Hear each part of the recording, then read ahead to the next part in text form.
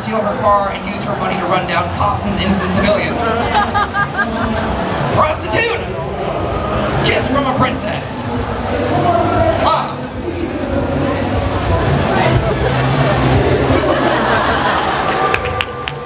You know what you call that gap? Progress. After 20 years, that is progress. I mean, Mario is just running through this bizarre little freakish world. It seems like this Kafkaesque nightmare. What if Mario's world really is just this hallucination he's having from these mushrooms? He's really just this fat, unemployed guy sitting in his underwear on the couch, calling to his brother, Luigi!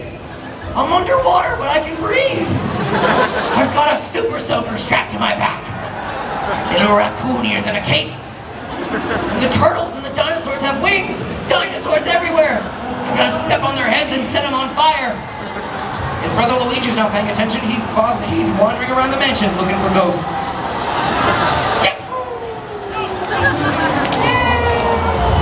I mean, like, Yoshi's probably like the neighbor's cat that they just throw a saddle on.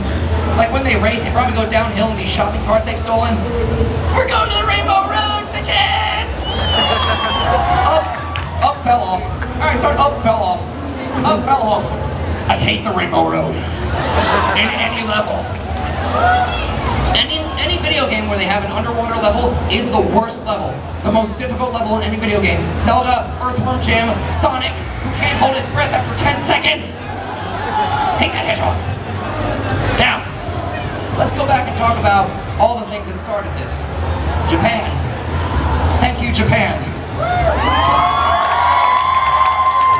Without Japan, there'd be no reason for 4chan.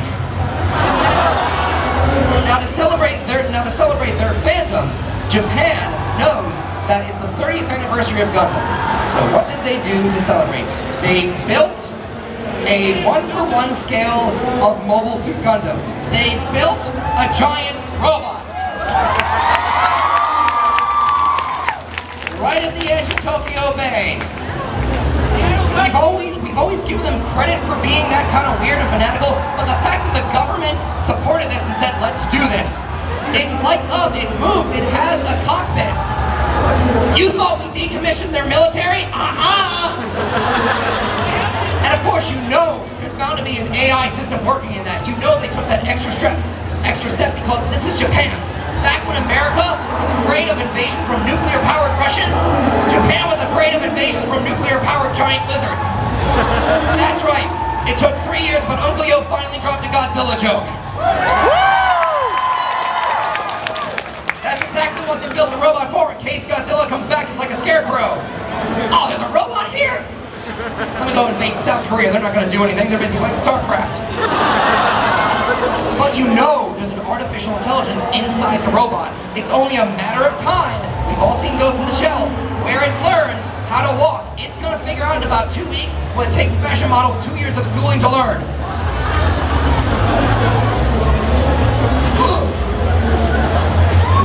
It's a pattern! Left foot, right foot, left foot, right foot! I'm mobile! Hiya, China! I'll see you in the weekend. Japan also gave us karaoke. Which in my mind is the great equalizer. Because no one sounds good at karaoke. That's how they designed it. Oh, God bless Japan. They recently raised their age of consent to 12. Yeah, women's rights. It's funny, you know? Your wife can pick you up after school. That can be the after-school activity.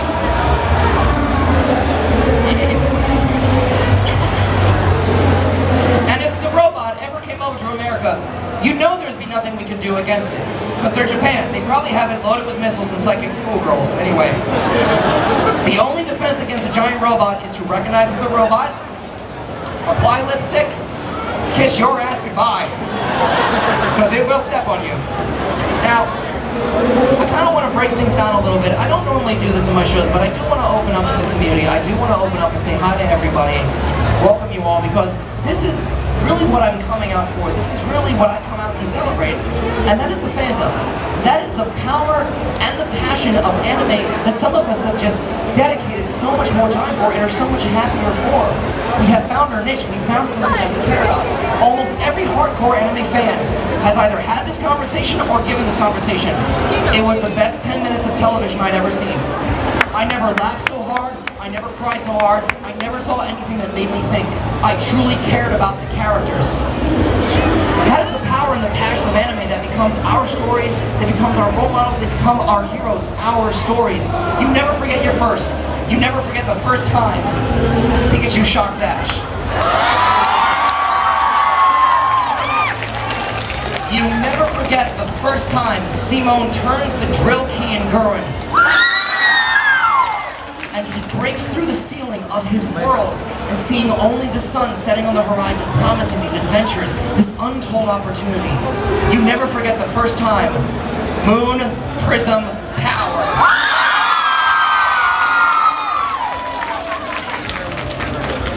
You just don't forget those things, they stay with you. And of course there's a coming of age. There's the stepping forth and taking responsibility, characters who are our ages that we can associate with. The first time Saya, her eyes turn red, she grabs her sword. The first time Lelouch receives his Gias. Never forget the first time Inuyasha grabs his sword, Kenshin grabs his sword. There's a lot of swords in anime, basically. That's wholesome. You never forget those amazing villains and the confrontations that just rock the world. You don't forget Spike versus Vicious. Cloud versus Sephiroth. Naruto versus Sasuke. Ichigo versus the rest and everyone else in Bleach. He'll eventually fight Orihime, they'll just run out of people to throw at. The afterlife is for swords. The afterlife is for swords. Like these guys at Chi Bankai, swords, swords, swords. And then those oh man moments. Inuyasha fighting Naraku. And then again. And then again. And then again. And then just die already, Kagome, please. You never forget those badass moments that you spent describing to a friend, trying to pull them into anime, the first time you saw a guy cut who didn't even deserve it. The first time Alucard tries in a fight. You don't forget that. The first time you see a Super Saiyan in the flesh. Bankai. Then of course there are those triumphs that you see in Miyazaki when Chihiro regains her name from the wizard Yubaba. You feel that. The first over the summer, this summer when Ponyo grew her own arms and legs just to be with her friend. Because the true love of a 5-year-old can save us, really? Oh well, for 7 years from the age of consent, we're fine. You never forget those, but there are the moments where the heroes falter. They make the wrong choices, and you feel that. When Lelouch gathers the Black Knights and he pulls Rolo to his side, he pulls Orange to his side, and he loses Shirley. You don't forget that. The first time Bash the Stampede fails to save somebody, and Wolfwood lays down his cross. I'm feeling it. It's going back somewhere. It will be funny again. I trust you. I promise. Yeah, it's sad. Piccolo's sacrifice for Gohan. The first noble thing you ever see. Kamina. The last time Spike Spiegel says bang. These are the stories that become our myths. They become our legends, our role models, our heroes, our stories, your stories, and you walk away changed, feeling stronger, wiser than before, and you just feel the need to spread it. That's the power and the passion of these stories we have adopted for ourselves. We have adopted, taken into our culture, which is why I have to say to all the Miyazakis, all the Tezukas, all the Watanabe's, all the Kans, all the Tominos, thank you. Thank you for making it.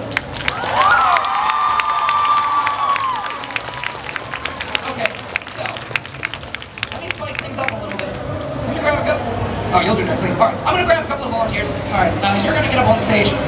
Inuyasha, you're up here with me too. Yeah, get up here. You're up with me too. You're up with me too. Okay, 1, 2, 3, 4. You're with me. Okay. All right, we're good. All right, now, Miguel, you can do it. You can do it. You can do it. All right. Anything you want to show?